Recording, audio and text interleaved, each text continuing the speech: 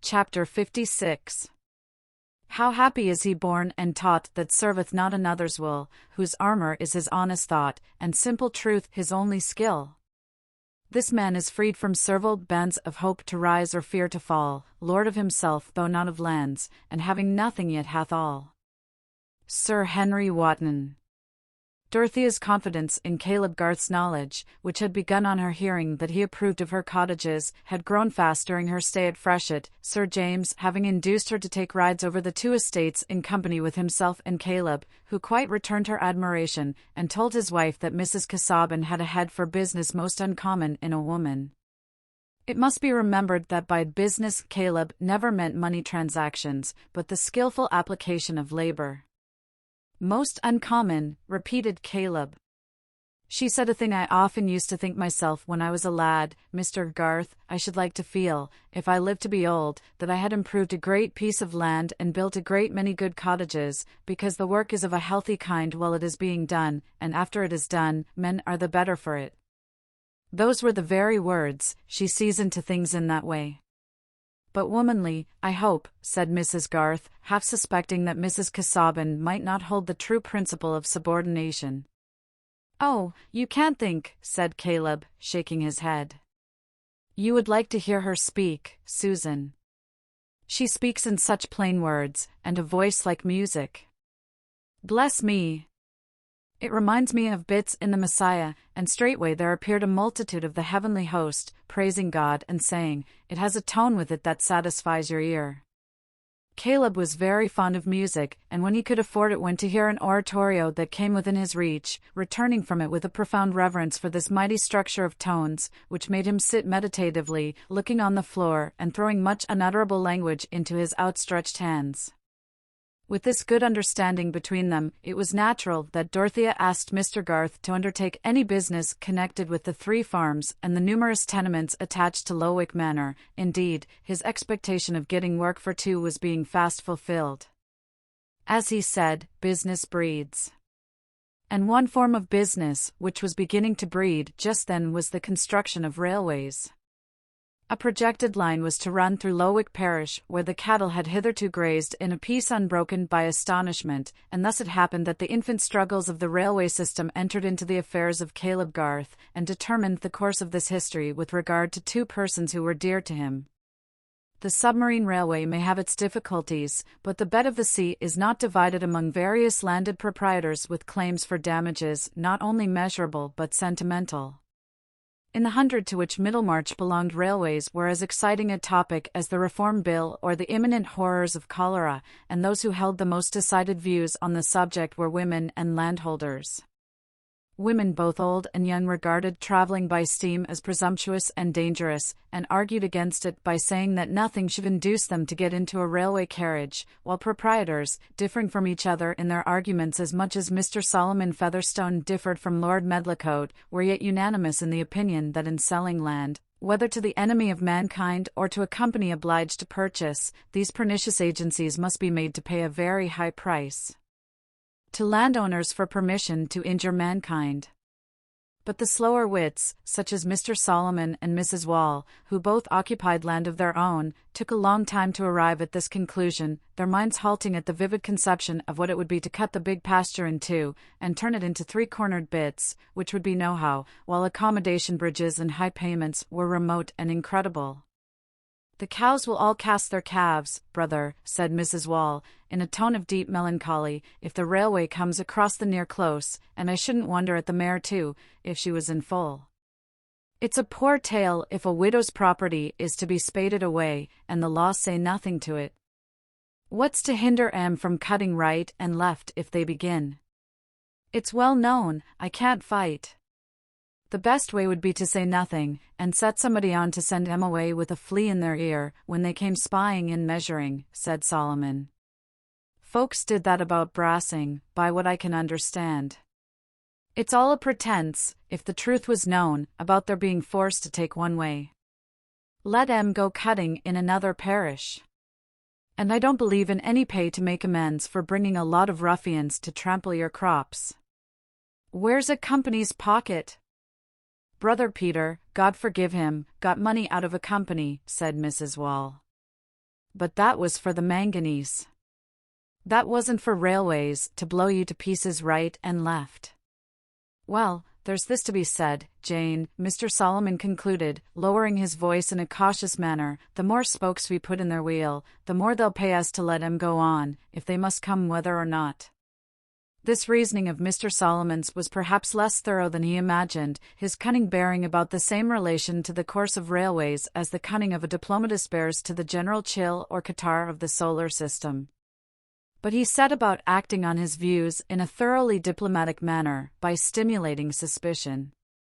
His side of Lowick was the most remote from the village, and the houses of the labouring people were either lone cottages or were collected in a hamlet called Frick, where a watermill and some stone pits made a little centre of slow, heavy-shouldered industry. In the absence of any precise idea as to what railways were, public opinion in Frick was against them, for the human mind in that grassy corner had not the proverbial tendency to admire the unknown, holding rather that it was likely to be against the poor man, and that suspicion was the only wise attitude with regard to it.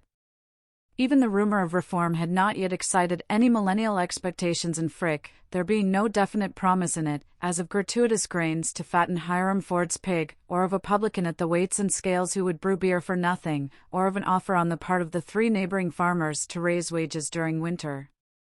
And without distinct good of this kind in its promises, reform seemed on a footing with the bragging of peddlers, which was a hint for distrust to every knowing person. The men of Frick were not ill-fed, and were less given to fanaticism than to a strong muscular suspicion, less inclined to believe that they were peculiarly cared for by heaven, than to regard heaven itself as rather disposed to take them in, a disposition observable in the weather. Thus the mind of Frick was exactly of the sort for Mr. Solomon Featherstone to work upon, he having more plenteous ideas of the same order, with a suspicion of heaven and earth which was better fed and more entirely at leisure. Solomon was overseer of the roads at that time, and on his slow-paced cob often took his rounds by Frick to look at the workmen getting the stones there, pausing with a mysterious deliberation, which might have misled you into supposing that he had some other reason for staying than the mere one of impulse to move. After looking for a long while at any work that was going on, he would raise his eyes a little and look at the horizon. Finally he would shake his bridle, touch his horse with the whip, and get it to move slowly onward. The hour hand of a clock was quick by comparison with Mr. Solomon, who had an agreeable sense that he could afford to be slow. He was in the habit of pausing for a cautious, vaguely designing chat with every hedger or ditcher on his way, and was especially willing to listen even to news which he had heard before, feeling himself at an advantage over all narrators in partially disbelieving them. One day, however, he got into a dialogue with Hiram Ford, a wagoner, in which he himself contributed information. He wished to know whether Hiram had seen fellows with staves and instruments spying about. They called themselves railroad people, but there was no telling what they were or what they meant to do. The least they pretended was that they were going to cut Lowick parish into 6s and 7s. "Why, there'll be no stirrin' from one place to another," said Hiram, thinking of his wagon and horses. "Not a bit," said Mr. Solomon. "And cutting up fine lands such as this parish. Let 'em go into Tipton, say I.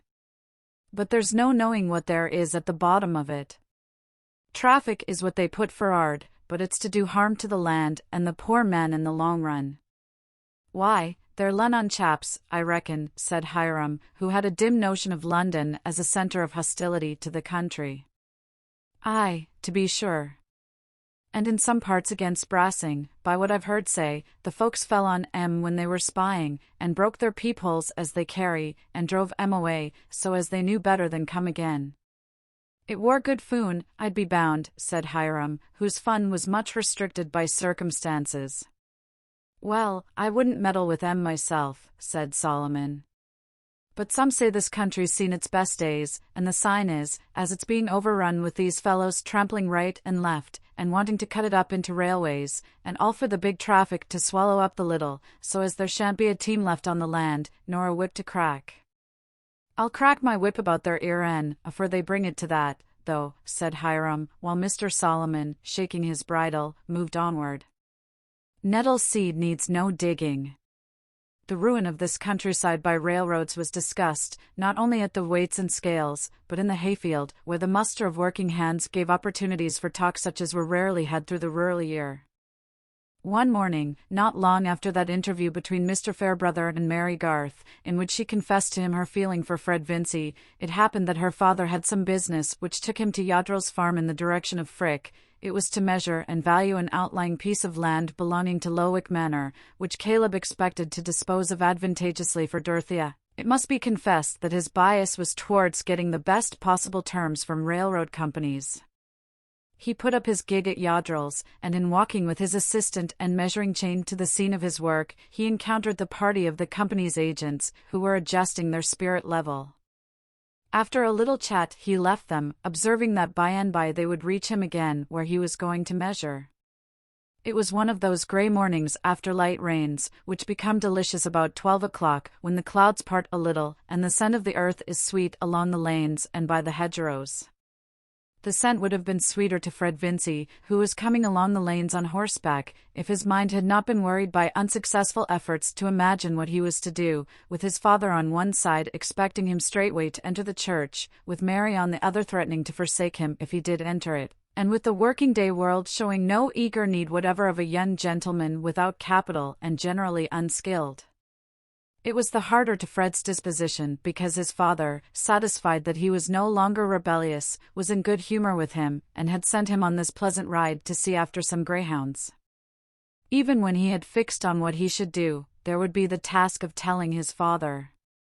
But it must be admitted that the fixing, which had to come first, was the more difficult task. What secular avocation on earth was there for a young man, whose friends could not get him an appointment, which was at once gentlemanly, lucrative, and to be followed without special knowledge?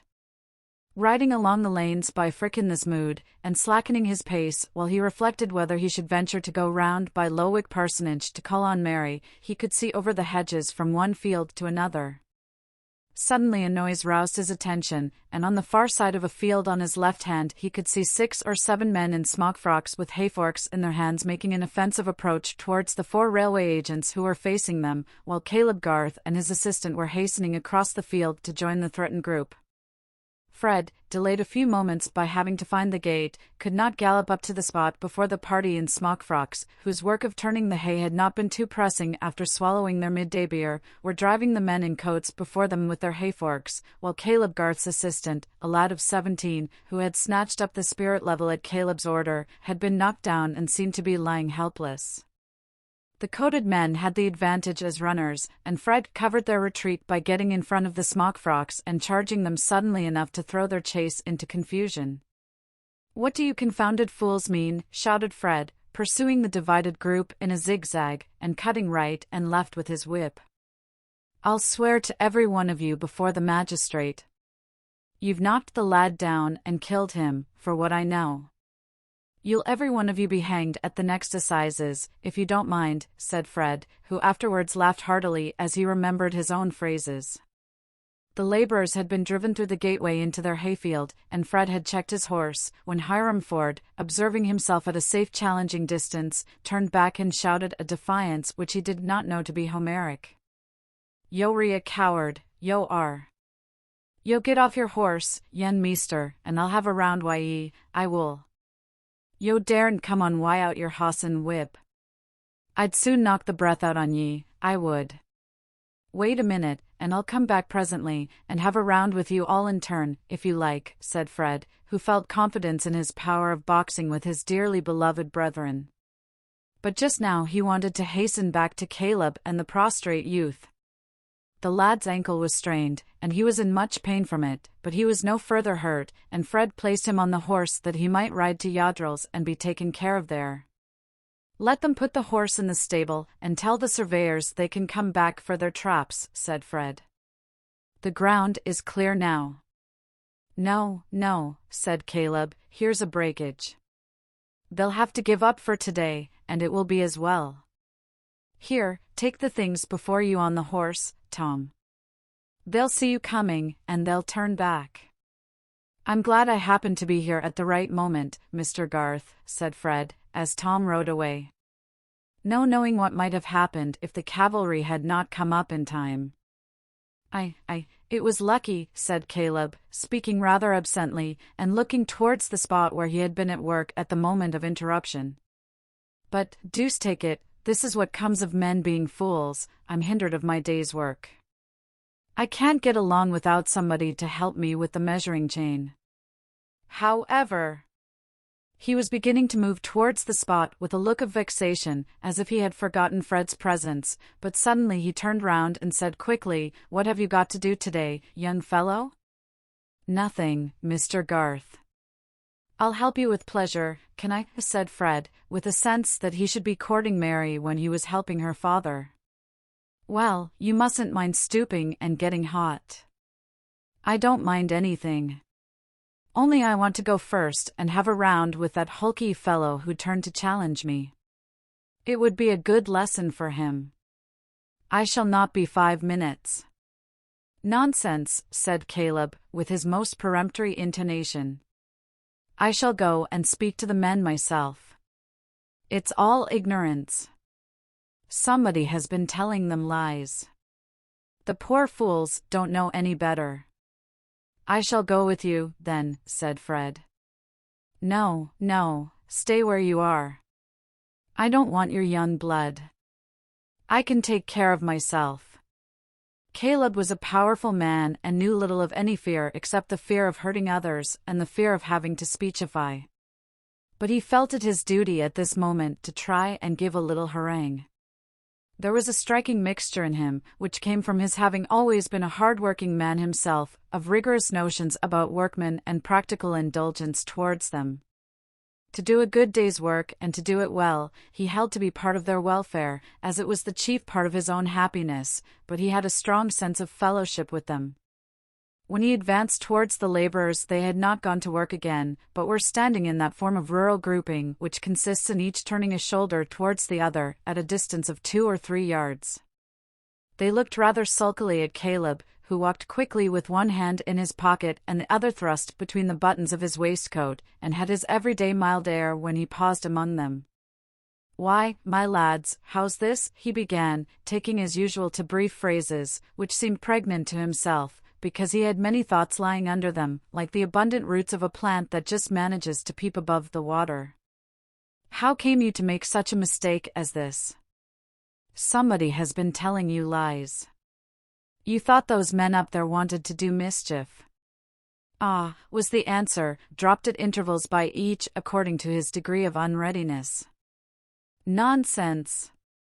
No such thing. They're looking out to see which way the railroad is to take. Now, my lads, you can't hinder the railroad, it will be made whether you like it or not. And if you go fighting against it, you'll get yourselves into trouble. The law gives those men leave to come here on the land. The owner has nothing to say against it, and if you meddle with them you'll have to do with the constable and Justice Blakesley, and with the handcuffs and Middlemarch jail. And you might be in for it now, if anybody informed against you." Caleb paused here, and perhaps the greatest orator could not have chosen either his pause or his images better for the occasion. "But come, you didn't mean any harm. Somebody told you the railroad was a bad thing." "That was a lie. It may do a bit of harm here and there, to this and to that, and so does the sun in heaven. But the railway's a good thing." "Ah, good for the big folks to make money out on," said old Timothy Cooper, who had stayed behind turning his hay while the others had been gone on their spree. "I an seen lots o' things turn up sin' I war a young un, the War and the Peace, and the Connells, and the old King George, and the Reagan, and the new King George, and the new un as has got a new name, and it's been all aloik to the poor mon." "What's the Connells been to him?" "They an brought him neither meat nor bacon, nor wage to lay by, if he didn't save it why clum in his own inside. Times ha' got wusser for him sin' I war a young un. And so it'll be why the railroads. They'll on'y leave the poor mon furder behind. But them are fools as meddle, and so I told the chaps here. This is the big folks' world, this is. But yo re for the big folks, Muster Garth, yo are. Timothy was a wiry old laborer, of a type lingering in those times, who had his savings in a stocking foot, lived in a lone cottage, and was not to be wrought on by any oratory, having as little of the feudal spirit, and believing as little, as if he had not been totally unacquainted with the age of reason and the rights of man. Caleb was in a difficulty known to any person attempting in dark times and unassisted by miracle to reason with rustics who are in possession of an undeniable truth, which they know through a hard process of feeling, and can let it fall like a giant's club on your neatly carved argument for a social benefit which they do not feel. Caleb had no cant at command, even if he could have chosen to use it, and he had been accustomed to meet all such difficulties in no other way than by doing his business faithfully. He answered, "If you don't think well of me, Tim, never mind, that's neither here nor there now. Things may be bad for the poor man, bad they are, but I want the lads here not to do what will make things worse for themselves. The cattle may have a heavy load, but it won't help 'em to throw it over into the roadside pit, when it's partly their own fodder." "We war ony for a bit o' foon," said Hiram, who was beginning to see consequences. "That war all we war arter." "Well, promise me not to meddle again, and I'll see that nobody informs against you." "I ain't ne'er meddled, and I ain't no call to promise," said Timothy. "No, but the rest. Come, I'm as hard at work as any of you today, and I can't spare much time. Say you'll be quiet, without the constable." "Ah, we won't meddle, they may do as they loike for us," were the forms in which Caleb got his pledges, and then he hastened back to Fred, who had followed him, and watched him in the gateway. They went to work, and Fred helped vigorously. His spirits had risen, and he heartily enjoyed a good slip in the moist earth under the hedgerow, which soiled his perfect summer trousers. Was it his successful onset which had elated him, or the satisfaction of helping Mary's father? Something more. The accidents of the morning had helped his frustrated imagination to shape an employment for himself which had several attractions. I am not sure that certain fibers in Mr. Garth's mind had not resumed their old vibration towards the very end which now revealed itself to Fred. For the effect of accident is but the touch of fire where there is oil in tow, and it always appeared to Fred that the railway brought the needed touch. But they went on in silence, except when their business demanded speech. At last, when they had finished and were walking away, Mr. Garth said, "A young fellow needn't be able to do this sort of work, Fred?" "I wish I had taken to it before I had thought of being able," said Fred. He paused a moment, and then added, more hesitatingly, "Do you think I am too old to learn your business, Mr. Garth?" "My business is of many sorts, my boy," said Mr. Garth, smiling. "A good deal of what I know can only come from experience. You can't learn it off as you learn things out of a book. But you are young enough to lay a foundation yet." Caleb pronounced the last sentence emphatically, but paused in some uncertainty. He had been under the impression lately that Fred had made up his mind to enter the church. "You do think I could do some good at it, if I were to try?" said Fred, more eagerly. "That depends," said Caleb, turning his head on one side and lowering his voice, with the air of a man who felt himself to be saying something deeply religious. "You must be sure of two things: you must love your work, and not be always looking over the edge of it, wanting your play to begin. And the other is, you must not be ashamed of your work, and think it would be more honorable to you to be doing something else. You must have a pride in your own work and in learning to do it well, and not be always saying, 'There's this and there's that, if I had this or that to do, I might make something of it.' No matter what a man is, I wouldn't give twopence for him." Here Caleb's mouth looked bitter, and he snapped his fingers, whether he was the Prime Minister or the Rick Thatcher, if he didn't do well what he undertook to do. "I can never feel that I should do that in being a clergyman," said Fred, meaning to take a step in argument. "Then let it alone, my boy," said Caleb, abruptly, "else you'll never be easy. Or, if you are easy, you'll be a poor stick." "That is very nearly what Mary thinks about it," said Fred, coloring. "I think you must know what I feel for Mary, Mr. Garth. I hope it does not displease you that I have always loved her better than anyone else, and that I shall never love anyone as I love her." The expression of Caleb's face was visibly softening while Fred spoke. But he swung his head with a solemn slowness, and said, "That makes things more serious, Fred, if you want to take Mary's happiness into your keeping." "I know that, Mr. Garth," said Fred eagerly, "and I would do anything for her. She says she will never have me if I go into the church, and I shall be the most miserable devil in the world if I lose all hope of Mary.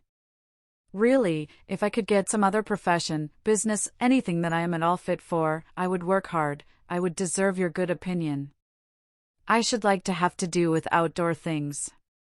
I know a good deal about land and cattle already. I used to believe, you know, though you will think me rather foolish for it, that I should have land of my own. I am sure knowledge of that sort would come easily to me, especially if I could be under you in any way." "Softly, my boy," said Caleb, having the image of Susan before his eyes. "What have you said to your father about all this?" "Nothing, yet, but I must tell him. I am only waiting to know what I can do instead of entering the church. I am very sorry to disappoint him, but a man ought to be allowed to judge for himself when he is 24. How could I know when I was 15 what it would be right for me to do now? My education was a mistake." "But hearken to this, Fred," said Caleb. "Are you sure Mary is fond of you, or would ever have you?" "I asked Mr. Fairbrother to talk to her, because she had forbidden me. I didn't know what else to do," said Fred, apologetically. "And he says that I have every reason to hope, if I can put myself in an honorable position, I mean, out of the church. I dare say you think it unwarrantable in me, Mr. Garth, to be troubling you and obtruding my own wishes about Mary, before I have done anything at all for myself. Of course I have not the least claim, indeed, I have already a debt to you which will never be discharged, even when I have been able to pay it in the shape of money." "Yes, my boy, you have a claim," said Caleb, with much feeling in his voice. "The young ones have always a claim on the old to help them forward. I was young myself once and had to do without much help, but help would have been welcome to me if it had been only for the fellow feeling's sake. But I must consider. Come to me tomorrow at the office, at 9 o'clock. At the office, mind." Mr. Garth would take no important step without consulting Susan, but it must be confessed that before he reached home he had taken his resolution. With regard to a large number of matters about which other men are decided or obstinate, he was the most easily manageable man in the world. He never knew what meat he would choose, and if Susan had said that they ought to live in a 4-roomed cottage, in order to save, he would have said, "Let us go," without inquiring into details. But where Caleb's feeling and judgment strongly pronounced, he was a ruler, and in spite of his mildness and timidity in reproving, everyone about him knew that on the exceptional occasions when he chose, he was absolute. He never, indeed, chose to be absolute except on someone else's behalf. On 99 points Mrs. Garth decided, but on the 100th she was often aware that she would have to perform the singularly difficult task of carrying out her own principle, and to make herself subordinate. "It has come round as I thought, Susan," said Caleb, when they were seated alone in the evening. He had already narrated the adventure which had brought about Fred's sharing in his work, but had kept back the further result.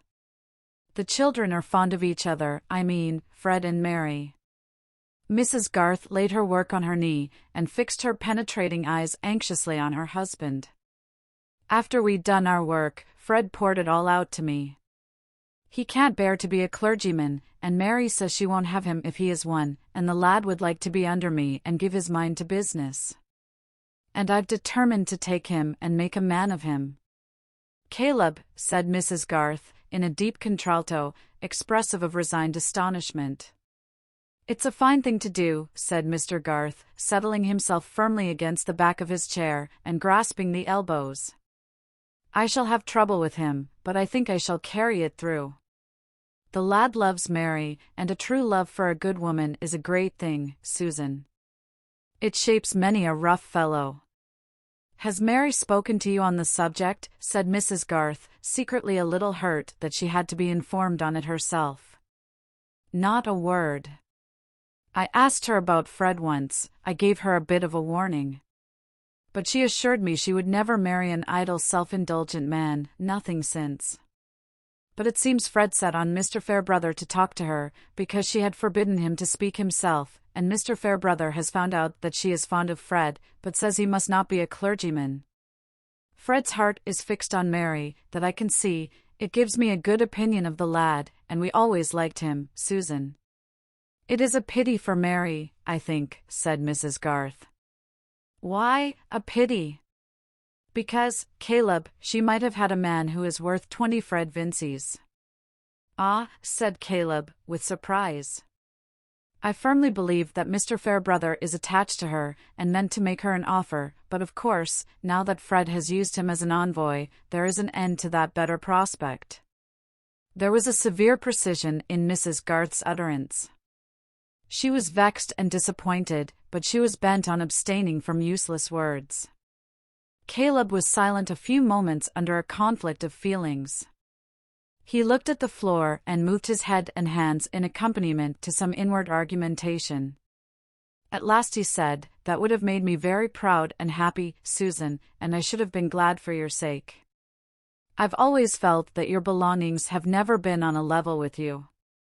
But you took me, though I was a plain man." "I took the best and cleverest man I had ever known," said Mrs. Garth, convinced that she would never have loved anyone who came short of that mark. "Well, perhaps others thought you might have done better. But it would have been worse for me. And that is what touches me close about Fred. The lad is good at bottom, and clever enough to do, if he's put in the right way, and he loves and honors my daughter beyond anything, and she has given him a sort of promise according to what he turns out. I say, that young man's soul is in my hand, and I'll do the best I can for him, so help me God. It's my duty, Susan." Mrs. Garth was not given to tears, but there was a large one rolling down her face before her husband had finished. It came from the pressure of various feelings, in which there was much affection and some vexation. She wiped it away quickly, saying, "Few men besides you would think it a duty to add to their anxieties in that way, Caleb. That signifies nothing, what other men would think. I've got a clear feeling inside me, and that I shall follow, and I hope your heart will go with me, Susan, in making everything as light as can be to Mary, poor child."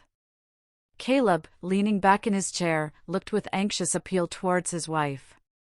She rose and kissed him, saying, "God bless you, Caleb. Our children have a good father." But she went out and had a hearty cry to make up for the suppression of her words. She felt sure that her husband's conduct would be misunderstood, and about Fred she was rational and unhopeful. Which would turn out to have the more foresight in it, her rationality or Caleb's ardent generosity? When Fred went to the office the next morning, there was a test to be gone through which he was not prepared for. "Now, Fred," said Caleb, "you will have some desk work. I have always done a good deal of writing myself, but I can't do without help, and as I want you to understand the accounts and get the values into your head, I mean to do without another clerk. So you must buckle to. How are you at writing and arithmetic?" Fred felt an awkward movement of the heart. He had not thought of desk work, but he was in a resolute mood, and not going to shrink. "I'm not afraid of arithmetic, Mr. Garth. It always came easily to me. I think you know my writing." "Let us see," said Caleb, taking up a pen, examining it carefully and handing it, well dipped, to Fred with a sheet of ruled paper. "Copy me a line or two of that valuation, with the figures at the end."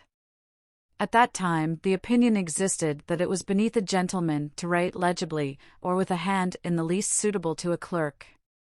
Fred wrote the lines demanded in a hand as gentlemanly as that of any viscount or bishop of the day. The vowels were all alike and the consonants only distinguishable as turning up or down, the strokes had a blotted solidity and the letters disdained to keep the line. In short, it was a manuscript of that venerable kind easy to interpret when you know beforehand what the writer means. As Caleb looked on, his visage showed a growing depression, but when Fred handed him the paper he gave something like a snarl, and rapped the paper passionately with the back of his hand. Bad work like this dispelled all Caleb's mildness. "The deuce!" he exclaimed, snarlingly. To think that this is a country where a man's education may cost hundreds and hundreds, and it turns you out this.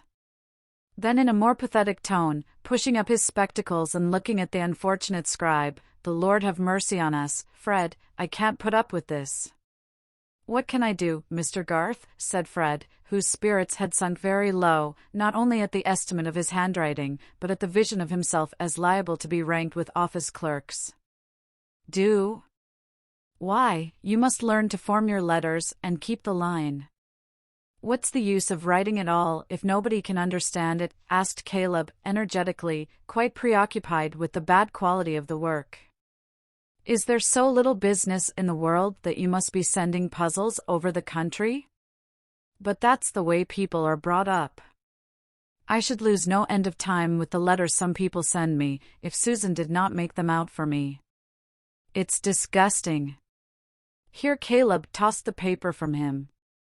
Any stranger peeping into the office at that moment might have wondered what was the drama between the indignant man of business and the fine-looking young fellow whose blonde complexion was getting rather patchy as he bit his lip with mortification. Fred was struggling with many thoughts. Mr. Garth had been so kind and encouraging at the beginning of their interview that gratitude and hopefulness had been at a high pitch, and the downfall was proportionate. He had not thought of desk work. In fact, like the majority of young gentlemen, he wanted an occupation which should be free from disagreeables. I cannot tell what might have been the consequences if he had not distinctly promised himself that he would go to Lowick to see Mary and tell her that he was engaged to work under her father. He did not like to disappoint himself there. "I am very sorry," were all the words that he could muster. But Mr. Garth was already relenting. "We must make the best of it, Fred," he began, with a return to his usual quiet tone. "Every man can learn to write. I taught myself. Go at it with a will, and sit up at night if the daytime isn't enough.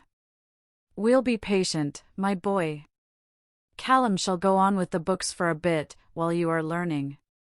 "But now I must be off," said Caleb, rising.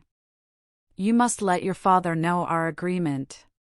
You'll save me Callum's salary, you know, when you can write, and I can afford to give you £80 for the first year, and more after." When Fred made the necessary disclosure to his parents, the relative effect on the two was a surprise which entered very deeply into his memory. He went straight from Mr. Garth's office to the warehouse, rightly feeling that the most respectful way in which he could behave to his father was to make the painful communication as gravely and formally as possible. Moreover, the decision would be more certainly understood to be final if the interview took place in his father's gravest hours, which were always those spent in his private room at the warehouse.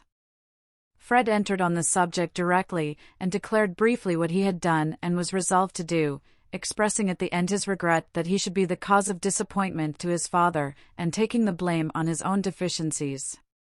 The regret was genuine, and inspired Fred with strong, simple words.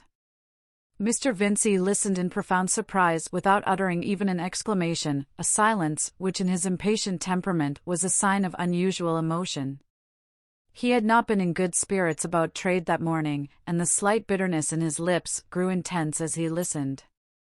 When Fred had ended, there was a pause of nearly a minute, during which Mr. Vincey replaced a book in his desk and turned the key emphatically. Then he looked at his son steadily, and said, "So you've made up your mind at last, sir?" "Yes, father." "Very well, stick to it. I've no more to say. You've thrown away your education, and gone down a step in life, when I had given you the means of rising, that's all. I am very sorry that we differ, father. I think I can be quite as much of a gentleman at the work I have undertaken, as if I had been a curate. But I am grateful to you for wishing to do the best for me. Very well, I have no more to say. I wash my hands of you. I only hope, when you have a son of your own, he will make a better return for the pains you spend on him." This was very cutting to Fred. His father was using that unfair advantage possessed by us all when we are in a pathetic situation and see our own past as if it were simply part of the pathos. In reality, Mr. Vincey's wishes about his son had had a great deal of pride, inconsiderateness, and egoistic folly in them. But still the disappointed father held a strong lever, and Fred felt as if he were being banished with a malediction. "I hope you will not object to my remaining at home, sir," he said, after rising to go.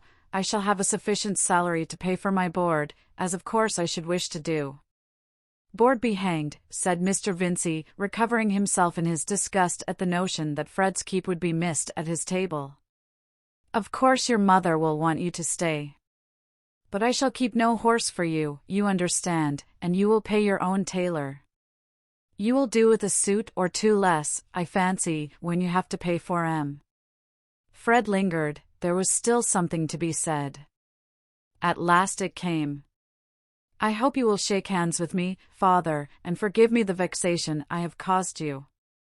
Mr. Vincey from his chair threw a quick glance upward at his son, who had advanced near to him, and then gave his hand, saying hurriedly, "Yes, yes, let us say no more." Fred went through much more narrative and explanation with his mother, but she was inconsolable, having before her eyes what perhaps her husband had never thought of, the certainty that Fred would marry Mary Garth, that her life would henceforth be spoiled by a perpetual infusion of Garths and their ways, and that her darling boy, with his beautiful face and stylish air beyond anybody else's son in Middlemarch, would be sure to get like that family in plainness of appearance and carelessness about his clothes. To her it seemed that there was a Garth conspiracy to get possession of the desirable Fred, but she dared not enlarge on this opinion, because a slight hint of it had made him fly out at her as he had never done before. Her temper was too sweet for her to show any anger, but she felt that her happiness had received a bruise, and for several days merely to look at Fred made her cry a little as if he were the subject of some baleful prophecy. Perhaps she was the slower to recover her usual cheerfulness because Fred had warned her that she must not reopen the sore question with his father, who had accepted his decision and forgiven him. If her husband had been vehement against Fred, she would have been urged into defense of her darling. It was the end of the fourth day when Mr. Vincey said to her, "Come, Lucy, my dear, don't be so downhearted. You always have spoiled the boy, and you must go on spoiling him." "Nothing ever did cut me so before, Vincey," said the wife, her fair throat and chin beginning to tremble again, "only his illness." "Pooh, pooh, never mind. We must expect to have trouble with our children. Don't make it worse by letting me see you out of spirits." "Well, I won't," said Mrs. Vincey, roused by this appeal and adjusting herself with a little shake as of a bird which lays down its ruffled plumage. "It won't do to begin making a fuss about one," said Mr. Vincey, wishing to combine a little grumbling with domestic cheerfulness. "There's Rosamond as well as Fred." "Yes, poor thing. I'm sure I felt for her being disappointed of her baby, but she got over it nicely." "Baby, pooh! I can see Lydgate is making a mess of his practice, and getting into debt too, by what I hear. I shall have Rosamond coming to me with a pretty tale one of these days. But they'll get no money from me, I know. Let his family help him. I never did like that marriage. But it's no use talking. Ring the bell for lemons, and don't look dull any more, Lucy. I'll drive you and Louisa to Riverston tomorrow."